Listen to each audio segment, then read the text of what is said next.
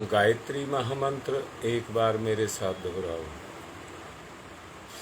ओम भूर्भुवः स्वः तत्सवितुर्वरेण्यं भर्गो देवस्य धीमहि धियो यो नः प्रचोदयात्। आपको आत्म कल्याण की बात कर रहे थे। अभी जो कर रहे थे बात कर रहे थे,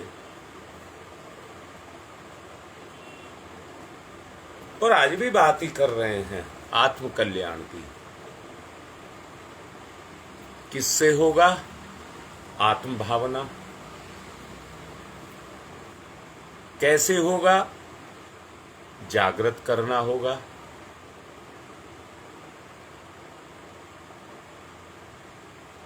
प्रत्येक प्राणी के अंदर एक आत्मा निवास करती है। प्रत्येक प्राणी में एक आत्मा निवास करती है।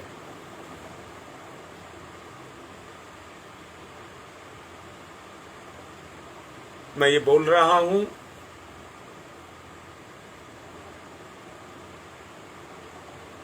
ध्यान से सुनना,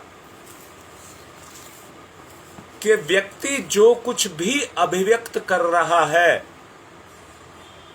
बोलकर, देखकर, सुनकर,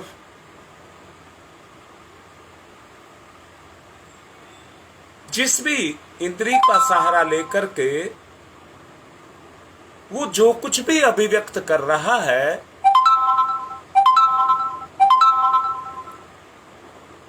उसमें दो चीज हो सकती हैं। एक आत्मा की अनुभूति,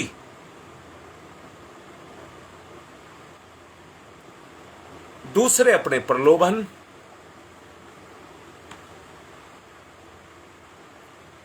अब एक बात को तोल करके देखना होगा। मैं दोबारा से बोल रहा हूं, इंसान को लीजिए, जो इंसान छोटे बच्चे से लगाकर और बुजुर्ग तक, गरीब व्यक्ति से लगाकर रईस तक, दुष्ट व्यक्ति से लगाकर संत महात्मा तक, जो कुछ भी बोल रहा है उनके पीछे भगवान बोल रहा है। जो भी बोल रहा है उनके पीछे भगवान बोल रहा है। वो अभिव्यक्ति है। अभिव्यक्ति, अभिव्यक्ति, अभिव्यक्ति।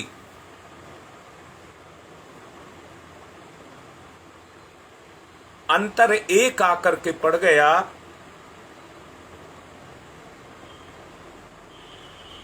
अभिव्यक्ति तो आत्मा की ही है, पर जब मन अज्ञानता का पर्दा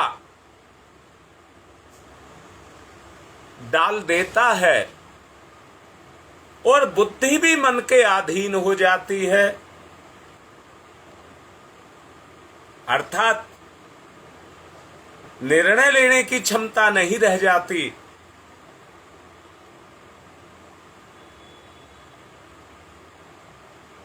तो जो अभिव्यक्ति है उसमें दोष पैदा हो जाते हैं। फिर वो आत्म अभिव्यक्ति नहीं रहती, आत्म भाव नहीं रहता, आत्म कल्याण का रास्ता नहीं रहता।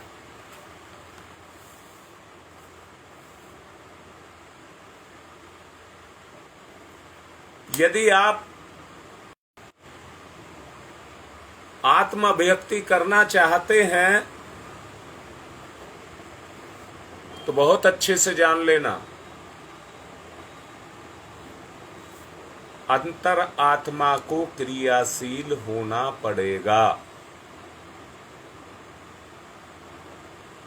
अंतर आत्मा को क्रियाशील होना पड़ेगा। जब अंतर आत्मा क्रियाशील हो जाती है तो वो तत्व, जो आत्म तत्व है, वो जागृत होने लग जाता है। मैं पूछता हूं, कल भी मैं आपको बता रहा था, 3 परकोटे, शरीर, जीव और आत्मा। शरीर, जीव और आत्मा। शरीर आवरण है जीव का, और आत्मा शक्ति है जीव की, यानी कि जीव भी आत्मा का आवरण है।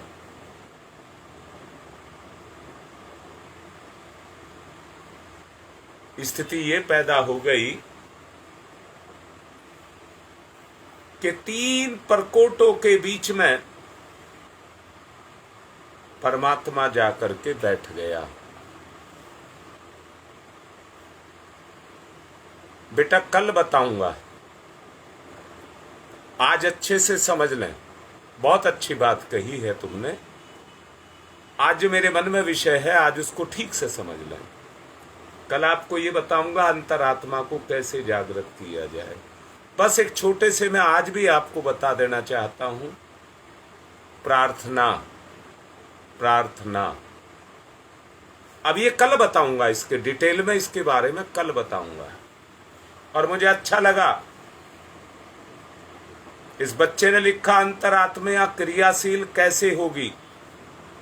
मैंने कई बार कहा है, गुरुजी प्रणाम करने से कुछ नहीं, मेरा सबको आशीर्वाद ही है, और मेरे पास है ही क्या, उसको मैं देने के लिए तैयार हूं।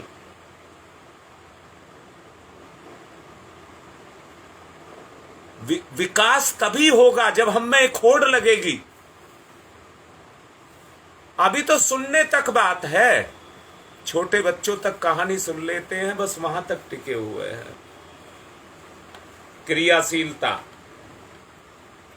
भावना से जगेगी, और क्रियाशीलता अंतरात्मा के कारण है। अभी मैंने बताया, सर्वोपरि शक्ति या सबसे पहली शक्ति अंतरात्मा ही है। उसी के कारण जितनी चेष्टाएं हैं, लांगना है, कूदना है, उछलना है, उमंग है, ये सब उसी के कारण है। ये आंतरिक चेष्टाएं हैं। परमात्मा का अविनाशी अंश जीवात्मा है, अविनाशी। यहां से आगे निर्माण की प्रक्रिया शुरू हो जाती है, अर्थात अंतरात्मा अपने लिए तरह तरह के आकार धारण करती रहती है मुक्ति के लिए।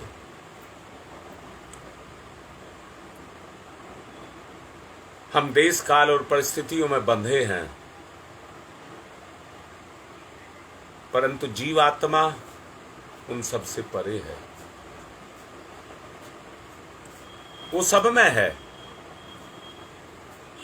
वो सबके अंदर विराजमान है, वो एक है, उसमें कोई भेद नहीं है। एक होने का मतलब उसमें कोई भेद। मैंने ये नहीं कहा है कि अंतरात्मा बहुत सारी हैं, आत्मा बहुत सारी हैं। अरे अंश है, वो तो एक है। जीवन एक है, क्योंकि निर्माण की प्रक्रिया जो शुरू होती है वो जीव से शुरू होती है। देश काल परिस्थिति की बात अभी मैंने कही, उसमें आबद्ध होने के कारण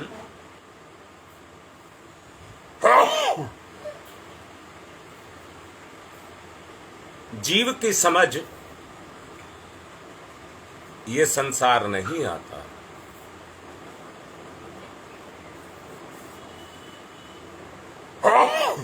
हर कोई पकड़ने की कोशिश कर रहा है, पाने की कोशिश कर रहा है, हर कोई ढूंढ रहा है, जैसे अंधा व्यक्ति ढूंढता रहता है।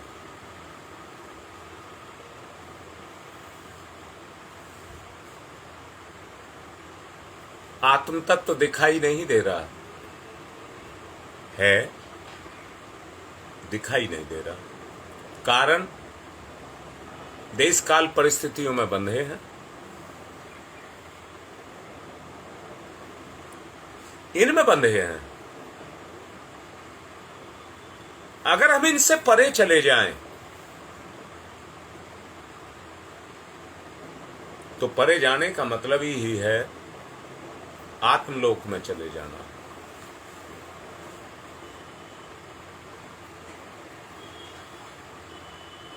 ये तत्व बुद्धि से भी परे है।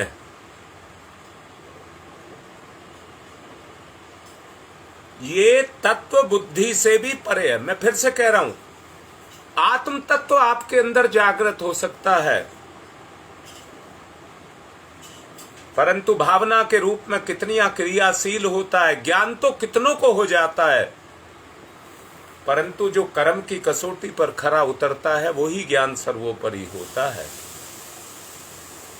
दूसरों को सिखाने के लिए, देने के लिए, बताने के लिए, समझाने के लिए जो ज्ञान होता है, ज्ञान तो है पर वो खोखला है, क्योंकि उसमें सटीकता नहीं है। जो आदमी मुंह से नहीं बोलता, मैंने कहा वो गौण है। जो मुंह से नहीं बोलता, करके दिखाता है,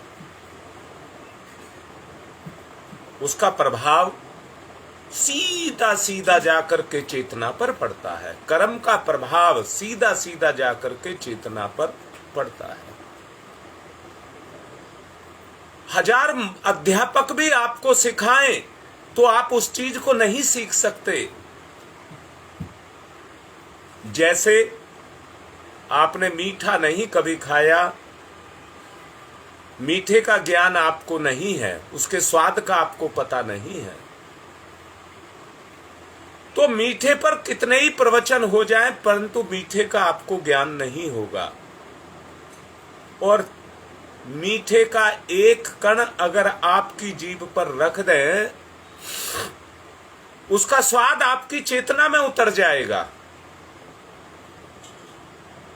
और मीठे का ज्ञान आपको हो जाएगा। ऐसे ही इस दुनिया का तत्व ज्ञान भी है। कितने ही माध्यमों से कितने सारे सत्संग चल रहे हैं, कितने चैनल चल रहे हैं, सब उसी का बखान कर रहे हैं, पर किसी को उसका स्वाद लगा क्या? आचरण में आया क्या? बड़े बड़े पंडालों में बैठकर बड़ी बड़ी भीड़ों के अंदर आदमी तालियां बजा करके और कुछ नाच गाने कर लेते हैं, परंतु आत्मज्ञान को प्राप्त नहीं कर पाते। आत्म कल्याण की अगर आपको इच्छा है तो आत्मिक भावना को आपको क्रियाशील करना पड़ेगा। आपको वशिष्ठ बनना पड़ेगा, यानी कि अपनी विशेषताओं को क्रियाशील करना पड़ेगा। आपको भगीरथ बनना पड़ेगा, दृढ़ संकल्पी बनना पड़ेगा, आपको विश्वामित्र बनना पड़ेगा, जीव मात्र से प्रेम पैदा हो जाए। आपको वाल्मीकि बनना पड़ेगा, सभी वासनाओं का दमन करने की शक्ति पैदा करनी पड़ेगी। जब वो चीजें आपके अंदर होंगी, वो शक्तियां आपके अंदर जागृत होंगी, तो अपने स्तर को आप प्राप्त होते हुए चले जाएंगे।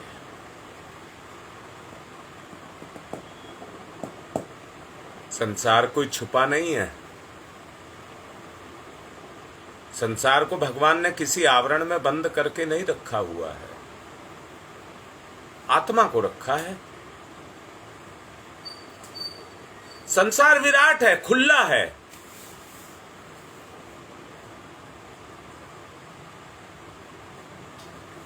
अनंत है, परंतु चेतना से परे नहीं। चेतना से परे नहीं। एक ही चैतन्य सबको चैतन्य कर रहा है। अनवरत रूप से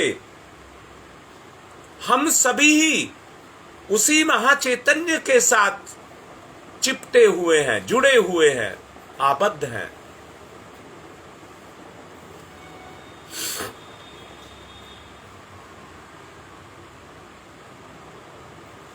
दोनों में कितना तारतम्य है, दोनों में कितना आत्मिक लगाव है, इसका पता इसी बात से लगेगा कि हमारे में और उसमें दूरी कितनी है। गुणों की दूरी, भावना की दूरी कितनी है। जैसे जैसे दूरी मिटते जाएगी,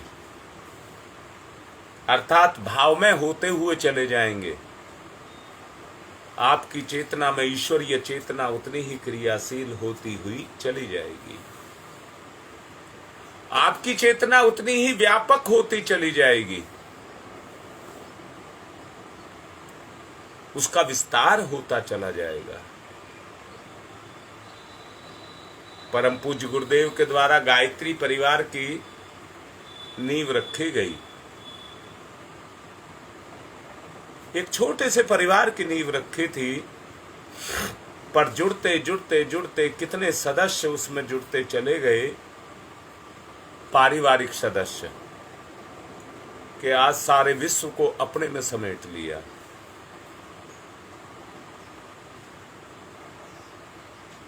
आत्म चेतना जब विश्व चेतना बनने लगे,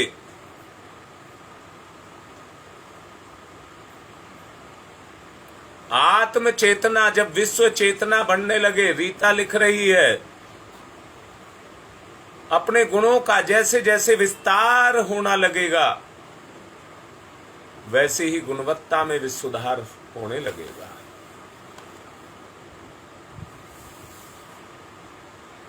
छल कपट दुराव छुपाव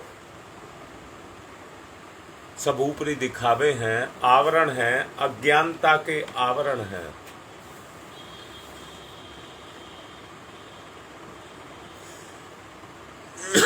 इन सब से हमको बाहर आना होगा। मैंने अभी कहा, एक दृश्यमान संसार है, दृश्य जो दृष्टि से देखा जाता है, आंखों से देखा जाता है, वो पदार्थ से बना हुआ है, क्योंकि ये भी पदार्थ से बना हुआ है। इस दृष्टि के पीछे जो आत्मिक दृष्टि है, जहां से ये ज्ञान का प्रकाश चला है, जो उस दृष्टि से देखते हैं, वो दृष्टि ईश्वरीय दृष्टि है। जब उसके प्रकाश में देखते हैं तो हरेक के अंदर छुपा हुआ भगवान दिखाई देता है। अभी तो व्यक्ति को कोई लोभी, कोई कामी, कोई भोगी, कोई कपटी, कोई धोखेबाज ये दिखाई देता है। जब अंतर्दृष्टि खुलती है तो हर आदमी परोपकारी, गुणवान, ईश्वर का साक्षात अंश दिखाई देता है।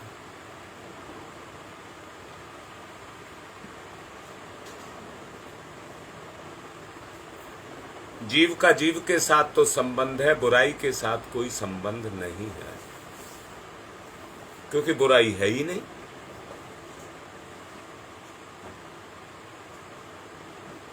बुराई है ही नहीं, बुराई हमारे द्वारा पैदा की हुई है।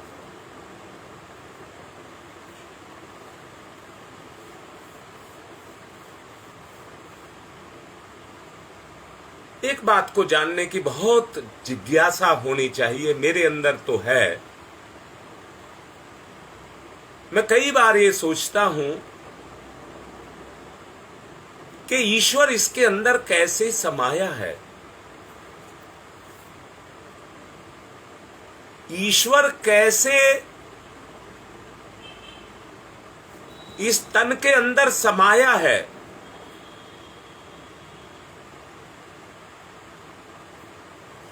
बहुत कुछ चिंतन किया जा रहा है।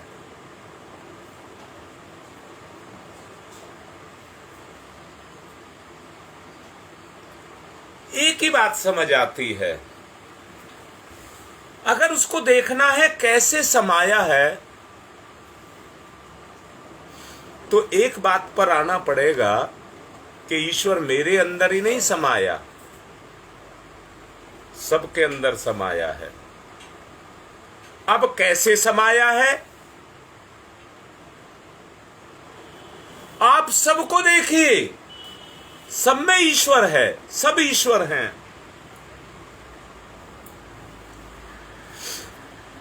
पर जब ईश्वर उन सब के अंदर दिखाई देने लग जाएगा, यह अभ्यास है। जब ईश्वर आपको सबके अंदर समेटा हुआ, समाया हुआ दिखाई देने लग जाएगा, तो एकात्मकता का भाव जगेगा।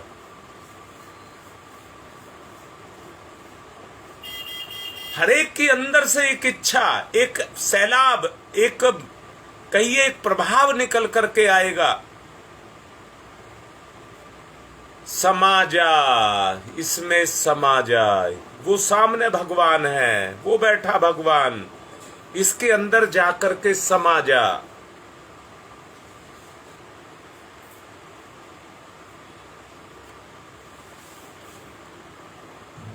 भाव से देखना, जो बोला जा रहा है उसको भाव से देखना। जिसमें भगवान दिखाई देता है, जिसको दिखाई देता है, वो ये चाहता है इसको अपना बना ले। अपना बनाने के बहुत तरीके हैं, तन से, मन से और धन से। परंतु ये सब कुछ संपूर्ण संसार से संबंध रखता है, इसमें प्रेम नहीं है, प्रलोभन है।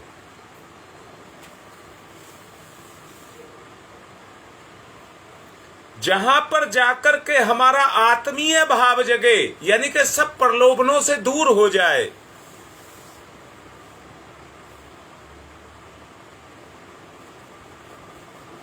वहीं प्रेम का होना, एकात्मकता का होना क्रियाशील होता है। समाने की क्रिया तो घुलने की क्रिया के बराबर है।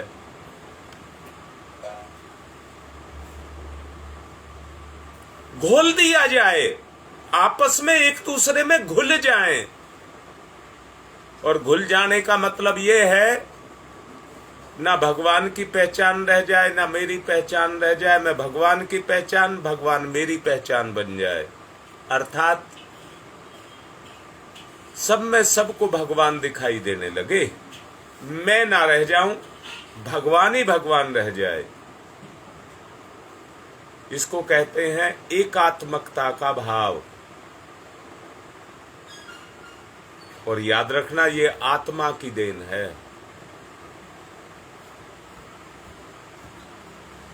प्रत्येक व्यक्ति इस तरह से दूसरों से प्रेम करे कि वो उसे ही मिलता है, सबके लिए। उपकार और भलाई की भावनाएं अपने अंदर लौट आए। लौट आए शब्द लगाया है।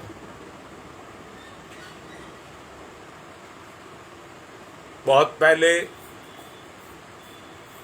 जब इस जीव की अवस्था इतनी ऊंची थी, विकार आने के कारण ये अपनी अवस्था को खो गया। वो अवस्था फिर से लौट करके इसके अंदर प्रकट हो जाए,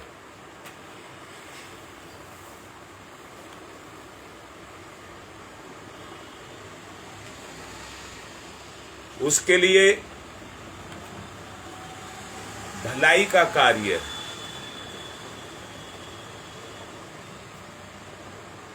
उसके लिए भलाई का कार्य आपको करना पड़ेगा।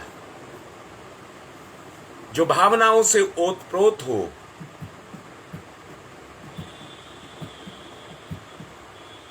बाह्य दृष्टि से कोई भले ही उपकार की बात को सोचता हो,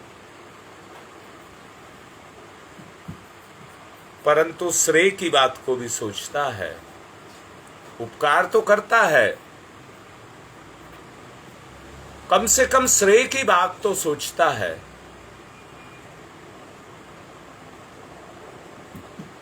जहां लेने की इच्छा आ गई, श्रेय वस्तु नहीं, कोई साधन धन नहीं, श्रेय मैंने मेरा किया, तुमने मेरा भला किया, ये मुझे कहा जाए तो इसको श्रेय कहते हैं। तो उपकार नहीं रह जाएगा, श्रेय के द्वारा उसकी पूर्ति हो जाएगी। अर्थात दुनिया श्रेय दे परंतु आप ना ले, आप ना ले। निष्प्रह की भूमिका को आप निभाएं, किसी में भी लिप्त संयुक्त आप ना हो, पूर्णतया सबसे अलग रहें। जब उस स्थिति में जाकर के जो भी आप कर्म करेंगे,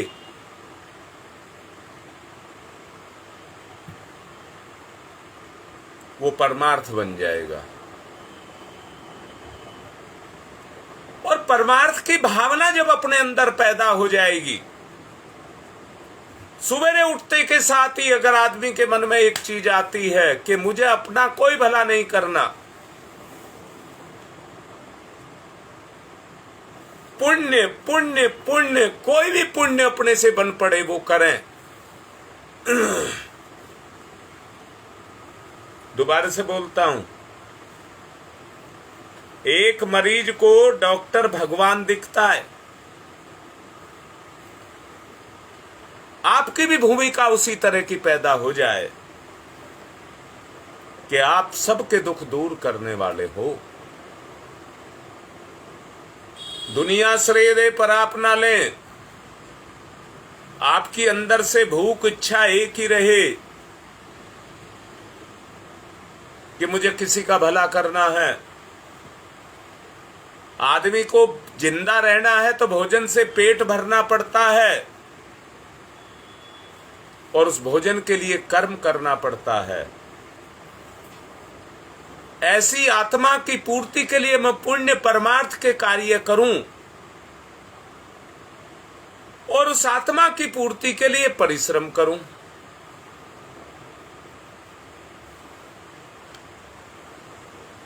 शाबाश शकुंतला, यही भाव मैं कह रहा हूं।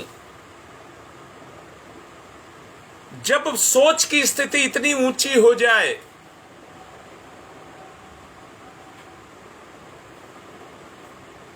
जब सोच की स्थिति इतनी ऊंची हो जाए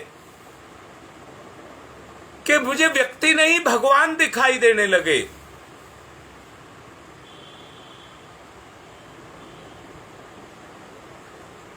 कहते हैं जंजरें बदली तो नजारा बदल गया।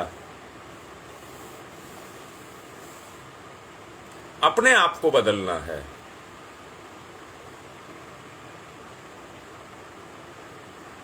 अपने आप को बदलना है। कहते हैं देने वाला घाटे में नहीं रहता है।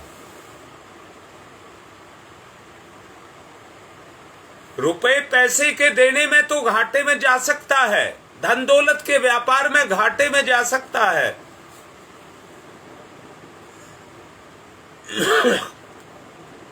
परंतु जीवन के व्यापार में नहीं।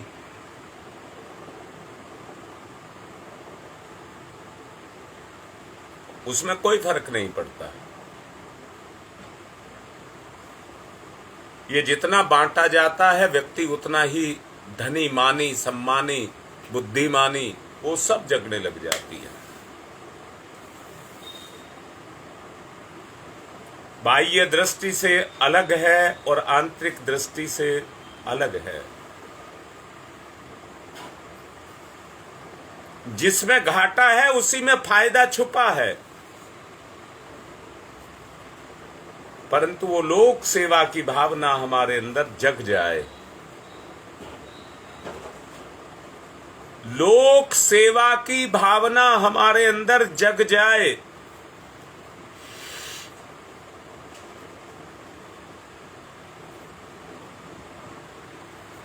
परम पूज्य गुरुदेव कहते हैं,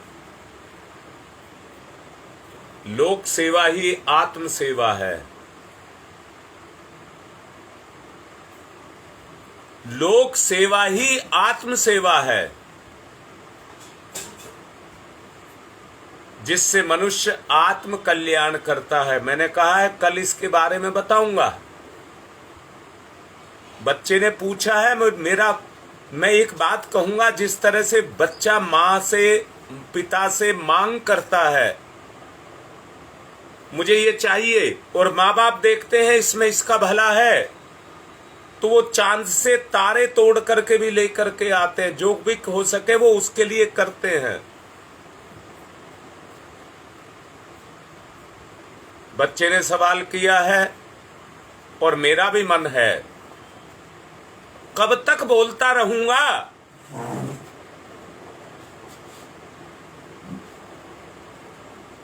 इसलिए मन खोल करके सुन लेना और सबको बैठा लेना, सबको समझा लेना।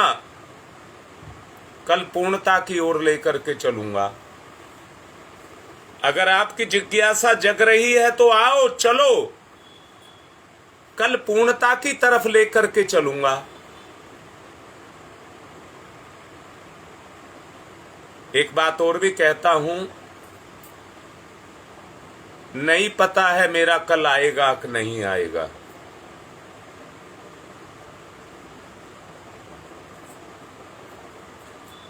मैंने समय को नहीं जीत लिया है।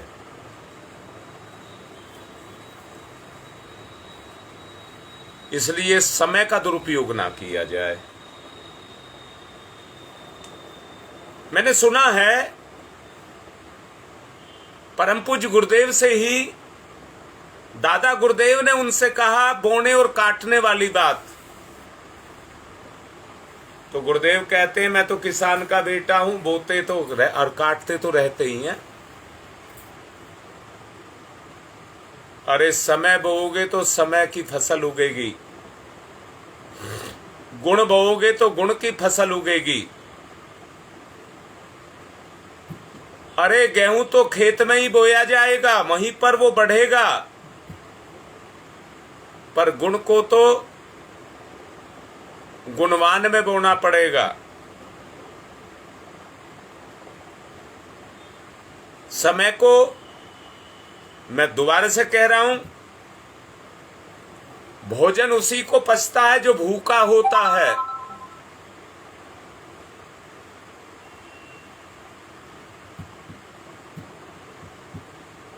इसलिए जिज्ञासुओं में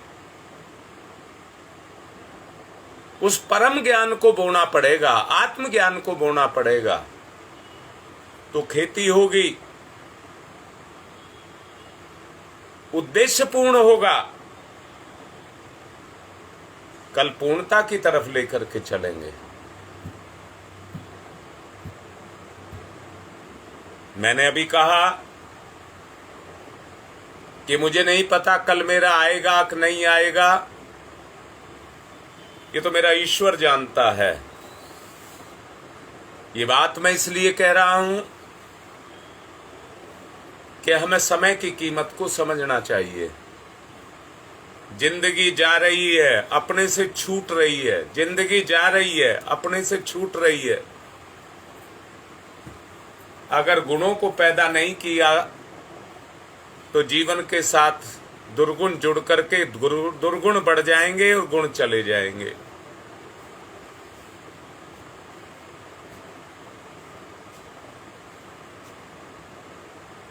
दूसरों का बुरा करना, उन्हें कष्ट पहुंचाना, कलेश करना, हाथ जोड़ करके कह रहा हूं, हाथ जोड़ करके कह रहा हूं, आपके जो नजदीक रिश्ते हैं उनको दुख पहुंचाना, कष्ट देना, कलेश करना, ये सब अनिष्ट के साधन हैं कि नहीं हैं? सच को देखो, आज हर कोई देखे। 3 बातें मैंने कही हैं आपको। किसी के प्रति गलत सोचना, कष्ट देना, कलह करना, क्या ये राक्षसी वृत्ति नहीं है?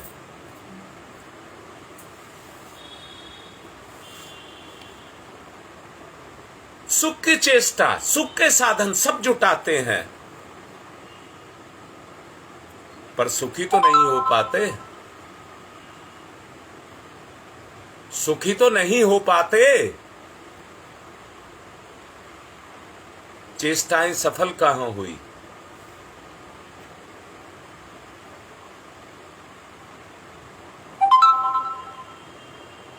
स्वयं भी दुखी, स्वयं भी दुख कष्ट उठा रहा है और पापों को बढ़ा रहा है और अपनों को भी उसी चीज को दे रहा है। सिर पर एक शैतान सवार हो गया। सिर माने बुद्धि। एक शैतान सवार होकर के बैठा हुआ है।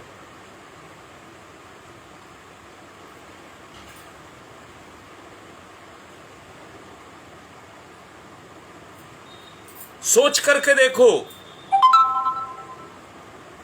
आदमी आज क्या कर रहा है?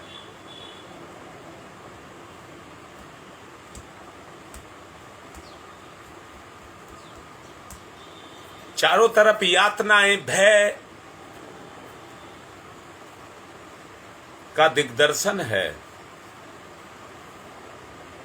कभी शारीरिक कष्ट, कभी राजदंड, कभी लोक निंदा, कभी घृणा का पात्र आज जीव को बनना पड़ रहा है।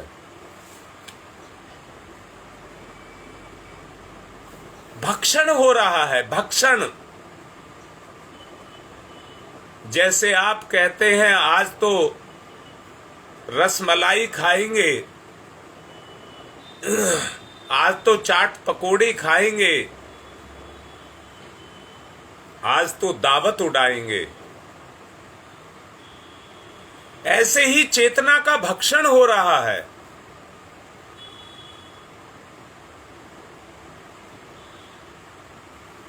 सोच करके देखो, मनुष्य क्या कर रहा है। कितनी क्षुद्र, स्वार्थ से परिपूर्ण आज हमारी मानसिकता हो गई है। ये अनात्म तत्व हैं जो अनाथ भाव को हमारे अंदर पैदा करते हैं। और सच को देखना, हम कष्ट, कलेश का, कलह का जो दोषारोपण दूसरों के ऊपर करते रहते हैं, परंतु सचमुच हम ही उसके भागीदार, भोगीदार, दंडवान हम ही हैं। ये सब जो हमने पैदा किया है, दूसरों के रास्ते में कांटे बखेरे हैं, परंतु दूसरों को नहीं, वो कांटे अपने को ही लगेंगे।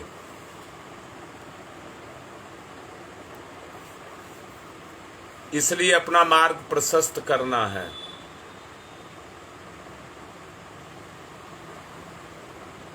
आत्म भावना को जागृत करना है। जब आत्म भावना जागृत होगी तभी लोक कल्याण की भावना आपके अंदर आएगी। क्या ये स्पष्ट नहीं है? क्या भगवान ने इंसान को दुष्कर्म करने की मशीन बनाया है? क्या भगवान चाहता है आपकी दुर्गति हो? अपने कर्मों से हम भोग रहे हैं। देखते नहीं? आत्मदृष्टि, कृपा दृष्टि उसकी सबके ऊपर है।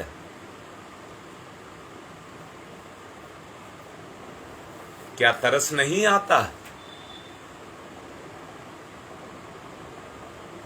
तो आता है, तो आपके अंदर भावना है।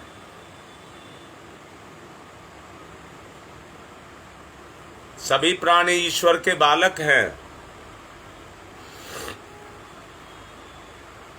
सभी में वो विराजमान है, आत्म रूप में सबके अंदर विराजमान है। हम सभी को उसका आदर करना चाहिए, कर्म से सुख देना चाहिए, कर्म से। किसी को भी दुख ना मिले, किसी को भी त्रास ना मिले, सबके साथ मधुरता का व्यवहार हो सके,